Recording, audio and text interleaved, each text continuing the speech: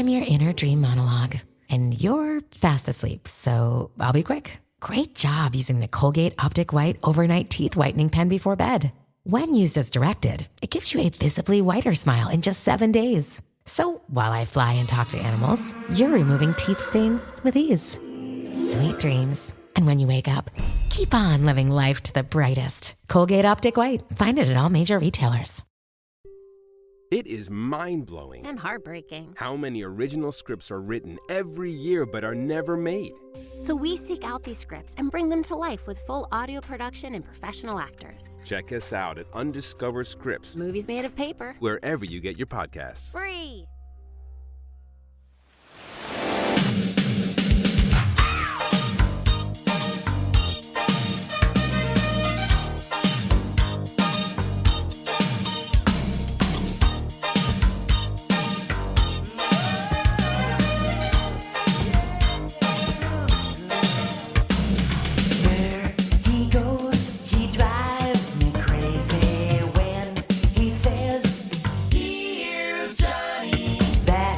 All right, Matt, we are entering, I think a lot of Al fans would agree, a lot of the critics said this as well, we're hitting the B-side of this album where the parody choices are way more questionable than the A side. Yeah, I suppose so, right? It's a shame because I'm just going to go right out on the out the gate and say I like this song. I like Who's Johnny. My last note that I wrote down, because I did the research on Here's Johnny, I wrote down my initial thoughts. I felt like I didn't really have that much written down, so I was like, let me listen to Who's Johnny. And I said, I listened to Who's Johnny, and I liked the song so much that it actually retrospectively made me like the parody less. Because that's fair. Because one of my other notes was that I feel like my enjoyment of this song is that I genuinely don't know the song Who's Johnny, so I just hear this as a really fun original. Yeah. And that's like the problem. So this is what we got from the wiki page. On August 5th, Yankovic recorded Here's Johnny, a parody of Who's Johnny by Ed Debarge. The song, a loving ode to The Tonight Show starring Johnny Carson announcer Ed McMahon, features John Rourke of the American series Friday doing an impression of McMahon's voice. According to Yankovic, Peter Wolf, the man who wrote Who's Johnny, enjoyed the parody idea so much that he personally brought into the studio a floppy disk that contained the song's programmed synthesizer parts. So that means Al's version actually contains elements from the original track. Yes. Which is fascinating. That might be a first. It genuinely might be. Part of this has to be, here's a question that I think will explain a lot right out the gate. When you think of The Tonight Show, you as a child, who is the first host you remember of The Tonight Show? I guess technically I was around for Carson, but I always think of Leno. Same. Because he was the guy for most of my life. Exactly. And that I think that's my disconnect, is like, this came out in 86. Yeah. I want to say Leno took over in the very early 90s. Like, I think Carson checked out in like 91 or 92, and it's been Leno since then. So the last time that Johnny Carson hosted The Tonight Show, you and I were both like 6 or 7 years old. You know what I mean? Sure. Like, I mean, we know Carson because Carson has remained such a figure in the comedy world where there are still jokes. People still talk about, I mean, comedians I love will still talk about Carson. So I know the references and I understand, but that's not a show I ever watched. It was before my time. And that's my issue, is that like the Johnny Carson and the Ed McMahon of it all, like, I know these references because of The Simpsons or other people just doing Ed McMahon impersonations on things. But like, when you strip out the context of like personally experiencing it, you strip out even knowing the original song that much, it kind of just leaves me wanting more. I almost wish that this was a song about The Shining instead of Ed McMahon, because I would like connect with it. I hadn't thought about that. A different Here's Johnny reference that they could have run with. There are references in this song that I don't get. Yeah. Like, just looking at the lyrics again, like, I'm assuming the watch him selling beer and dog food, hear him say, Here's Johnny. Like, I'm assuming that Ed McMahon had some commercial run where he was the spokesperson for other products, but I don't know. You are correct. I don't. Yeah, that's okay. There you go. Thank you for that. Or even a trooper to the end, a Clydesdale's best friend. I also don't know what that reference is. Yeah, I don't know. I honestly don't know what that reference is either. Let's figure out what Genius. Let's Ed see if McMahon Genius had to do can with help me out on Clydesdale. this one. Ed McMahon was known for his ads for Budweiser and Alpo. So there Great. we go.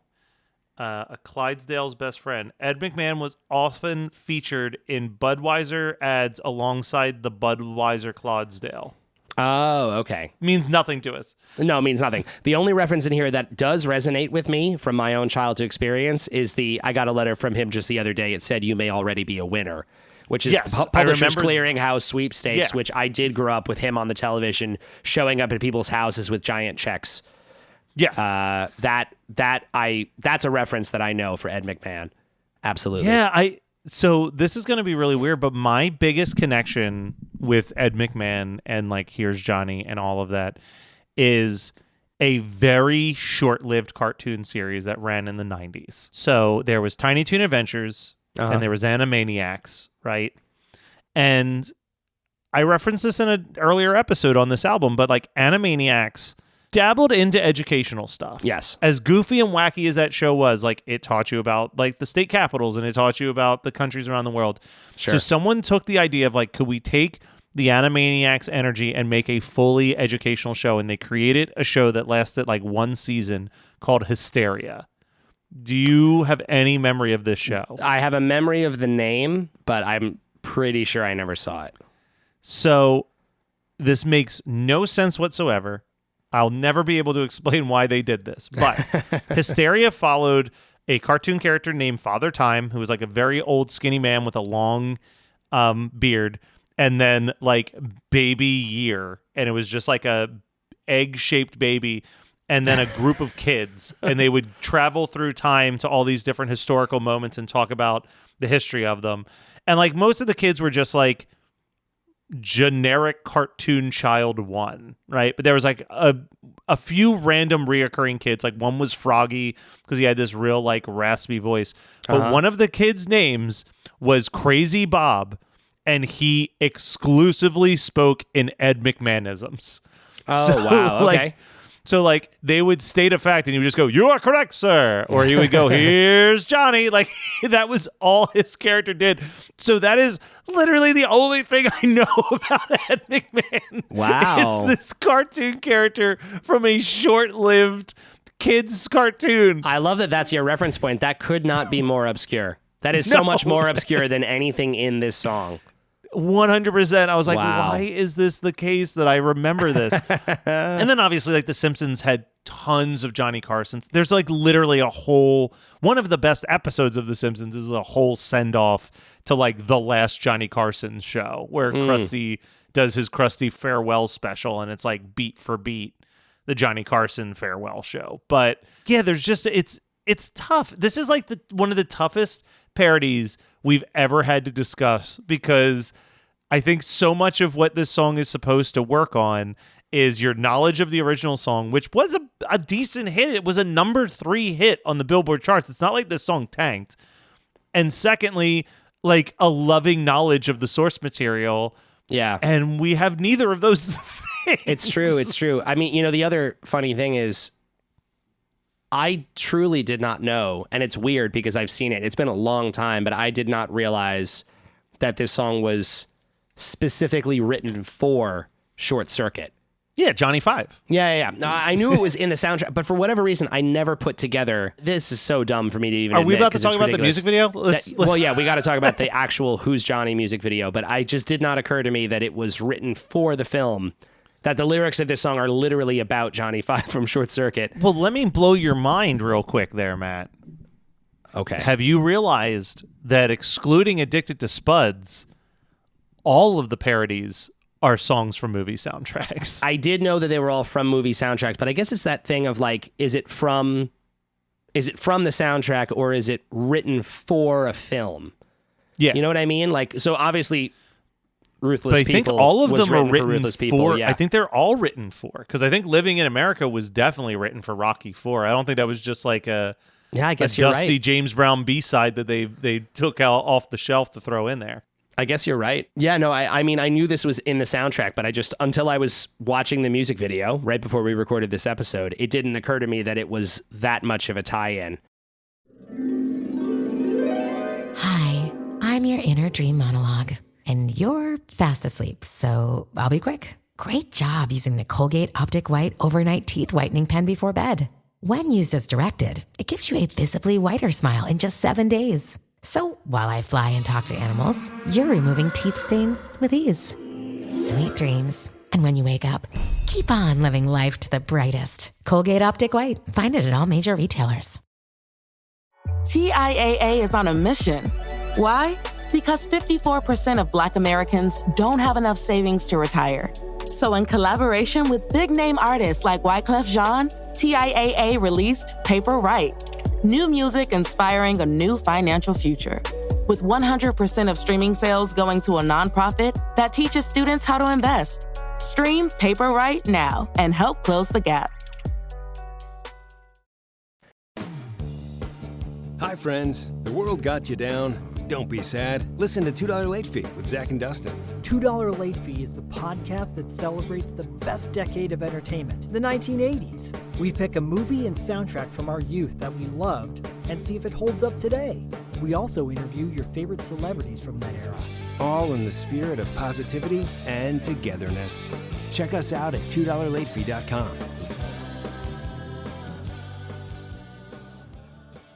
I miss the days of like movie soundtrack tie-in music videos. I mean, obviously, Wheatus did it with Loser, but like Kind of a there late were example so of it, many actually. of these. Yeah. Yeah, like that was towards the end of it. Like another one that I remember from that same time period was Smash Mouth's music video for Can't Get Enough of You Baby. Yep. Which was like them performing at the party from the movie or something. Like the way that they would try to integrate that stuff, but I've talked about this before. One of the last examples, if you don't count, because you could count like Disney movies, like I don't think it's fair to count like Frozen. No, yeah. But one of the last examples of it I could think of is Dashboard Confessional had a big hit with Vindicated, which was specifically written for, I think, Spider-Man 2.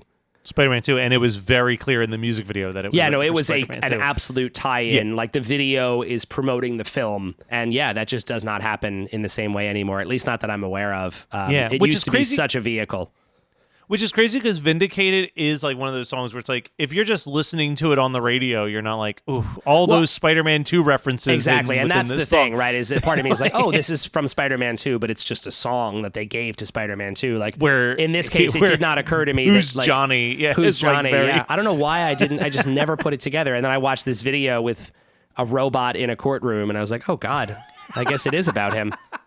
So weird. The fact that right after the first chorus, it's a courtroom. The whole video is a courtroom, and El Debarge is on the stand.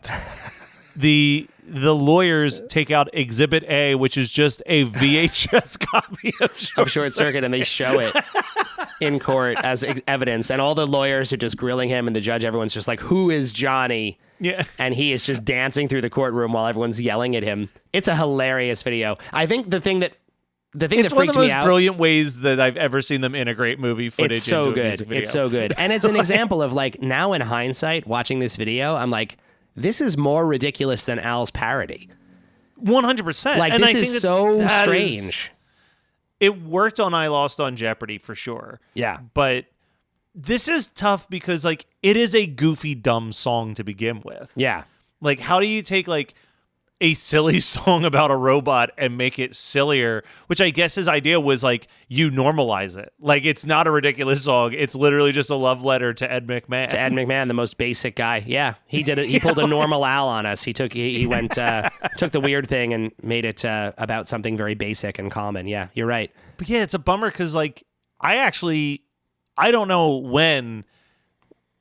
I'll probably never listen to Here's Johnny again outside of the context of just listening to the album Polka Party. Like, I don't see myself being in a situation where I just feel like pulling up that specific song.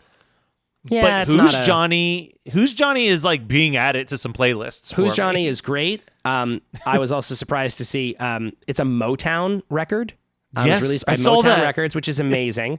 Kind of late for Motown, but very, very cool. The video is a delight. It's hilarious. And you get to see Ali Sheedy and Steve Guttenberg, who joined the courtroom proceedings at one point. It's just, it's a great little piece of 80s throwback. Another video that is in shockingly poor quality online, the only format that exists. But yeah, it's a shame because I a part of the problem, like you said, is that this song is largely forgotten nowadays. I would even say that the whole Short Circuit franchise is kind of like, there's people like us who grew up with it on TV all the time, but if you grabbed your average Gen Zer and asked them who the Ghostbusters were, they would know what the Ghostbusters were. And obviously, like, that's had a more recent resurgence, but even like with stuff like Stranger Things, there's a lot of 80s stuff that has like resurfaced into the public eye.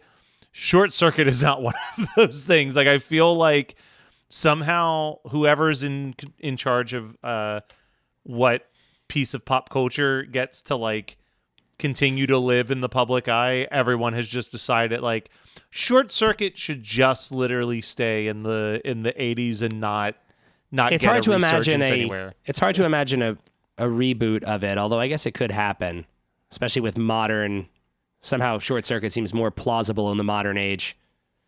I just feel like the only time I even see anything about Short Circuit is like Adam Goldberg has a poster for it in his bedroom on the show The Goldbergs. Like, it's not like, even the Stranger Things kids haven't really mentioned the existence of this film franchise, and they've talked about everything 80s. They've talked about as far as like have you watched Short Circuit like recently? Not in a long time, and I know that there is some casting issues that people have mentioned. I'm wondering if it's one of those things that, like, from our time period where it's like you remember it so fondly from your childhood, and then you revisit and you're like, oh, this is not that good. I don't know. I mean, it might be great, but there's plenty of things like that I have such a fond memory of. I remember as a child, for whatever reason, I was obsessed with the animated film Rock-a-Doodle. I still cannot take the nostalgia glasses off on Rock-a-Doodle. It's great. I appreciate that, but that is not great. No. In hindsight. Boy, I remember my mom, we went to the library to rent movies, and every time we went, I was like, need Rock-a-Doodle. And she was like, please not Rock-a-Doodle again. Anything but Rock-a-Doodle. I think Rock-a-Doodle also hurts that it came out around the exact same time as Ferngully, which is just such a massively aged better and movie. I did enjoy Ferngully too, but I mean, nothing could beat that was Rock-a-Doodle. towards the later half of Don Bluth's career, for sure. Yes. Like, Don Bluth was definitely the man who had given us the original Land Before Time and The Secret of Nim was not fully there at the Rock-a-Doodle stage. No, he wasn't totally. Yeah, he had lost some of that spark. Which is crazy because, like, I think that both of the American Tail movies actually have continued to age beautifully. Agreed. As like, wow, this is talking about some heavy shit that I didn't realize it was talking about when I was a kid watching it. Like, watching it now, I'm like, oh, this is an immigration movie. Oh yeah. Oh yeah. No, it's heavy. It's heavy.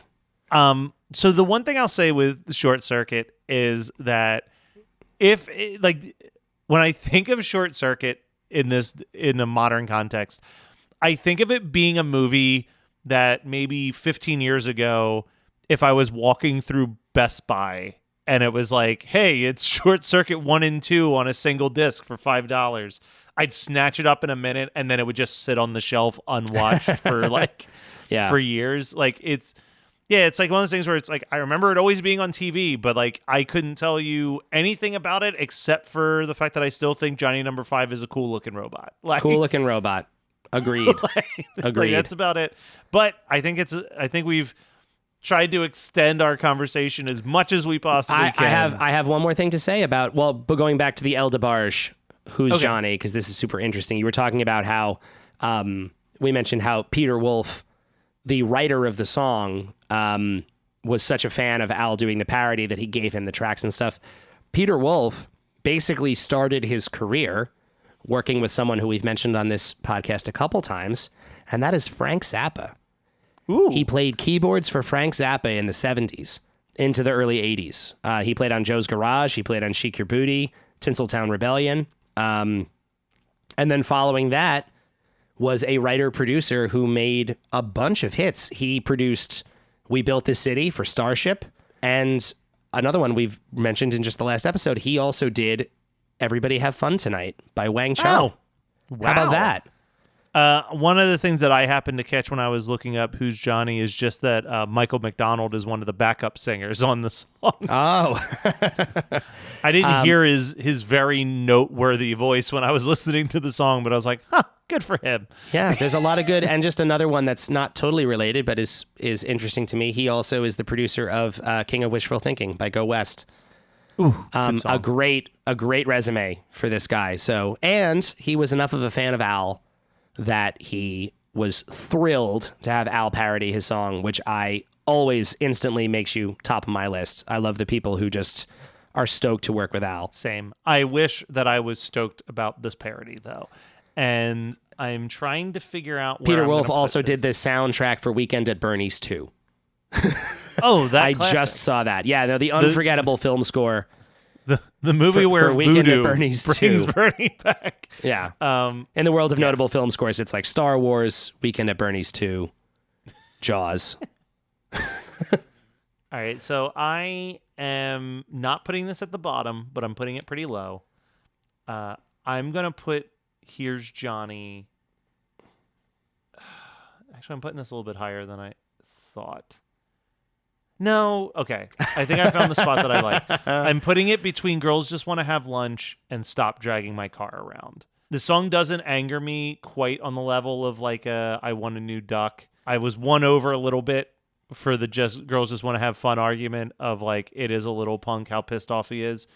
But it falls in that same category of Stop Dragging My Car Around, where it's like I barely knew the original song, but I like Who's Johnny instrumentally more than I like Stop Dragging My Heart Around, and that's how I've landed on that position. Yeah, it's always tough to judge these. We've talked about this before, but like you I mean, obviously you can't detach the song he is parodying from it.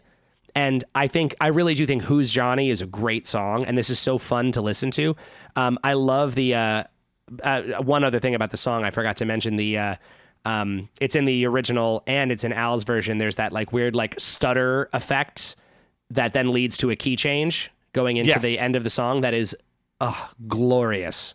So good. Yeah, and because of that, I'm going to rank it higher than some other things that I just find more boring overall. Wow, okay, this is going to be... I'm surprising myself that I'm doing this, and I might regret it later.